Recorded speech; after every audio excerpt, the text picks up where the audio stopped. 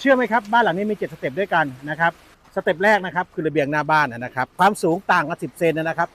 ขึ้นมาสเต็ปที่2นะครับสเต็ปที่2ก็ห้องรับแขกนะครับพอออกจากห้องรับแขกนะครับสเต็ปที่3ต่ำลงอีก5เซนนะครับเป็นห้องนอนห้องพระทางเดินนะครับ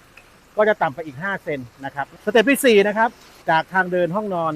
ออกไปห้องครัวระดับต่างกันอีก10เซนนะครับนั่นคือสเต็ปที่4สเต็ปที่5นะครับห้องน้ำนะครับห้องน้ำโซนแห้งนะครับต่างจากห้องครัว10เซนนะครับแล้วก็สเต็ปที่6คือโซนเปียกนะครับหรือว่าชาวเวอร์นะครับต่างจากโซนแห้งอีก10เซนนะครับสเต็ปที่7นะครับสเต็ปที่7คือด้านหลังเลยระเบียงด้านหลังนะครับบันไดออกหลังบ้านไปเลยนะครับ